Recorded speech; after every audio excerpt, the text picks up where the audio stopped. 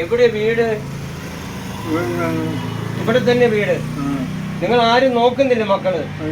മക്കൾ ആരും നോക്കുന്നില്ല. നിങ്ങൾ ഈ കടത്തന്നെയാണോ കിടക്കുന്നതെന്നും? പിന്നെ എന്താ റോട്ടിലോട്ട്? ഞങ്ങൾ വരുമ്പോ റോട്ടിലാണല്ലോ കിടക്കുന്നത്. മൂത്രമൊഴിക്കാൻ ഇറങ്ങിയതാണ് നാട് റോട്ടിൽ. വാഹനം വണ്ടിയൊന്നും ഇരിക്കത്തില്ലേ?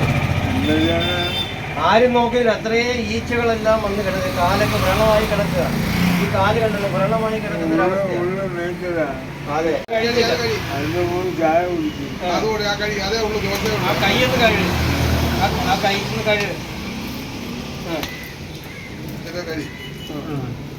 തുണിയൊക്കെ എടുക്ക്.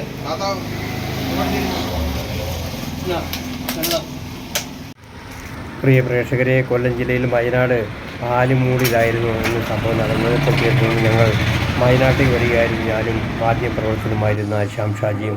ആലുമൂടിനടുത്ത് എത്താറായപ്പോഴാണ് ഒരു വൃദ്ധൻ നട റോഡിൽ പോലും നഗ്നനായി കിടക്കുന്ന കാഴ്ചയാണ് ഞങ്ങൾ കണ്ടത്. ഉടനെ ഞങ്ങൾ വാഹനം നിർത്തി. ഞങ്ങൾ രണ്ടുപേരും ചേർന്ന് ഈ വയോധികനെ കടത്തിണിൽ കയറ്റി ഇടക്കിടത്തി.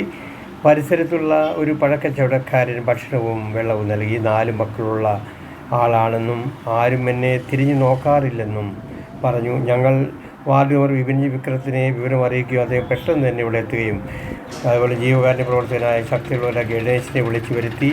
അദ്ദേഹം ആംബുലൻസുമായി ഇവിടെ എത്തി. പിന്നീട് ഞാനും ശ്യാമും വിപിൻ വിക്രമും ചേർന്ന് ശക്തികുളങ്ങര ഗണേശൊക്കെ ചേർന്നുകൊണ്ട് അദ്ദേഹത്തിനെ കുളിപ്പിച്ച് വൃത്തിയാക്കി പുതുവസ്ത്രങ്ങൾ അണിയിപ്പിച്ചു. തുടർന്ന് വിദഗ്ധ ചികിത്സയ്ക്കായി പാരിപ്പള്ളി മെഡിക്കൽ കോളേജിലേക്ക് കൊണ്ടുപോയി. ന്യൂസ് ഇന്ത്യ 24 കൊല്ലം.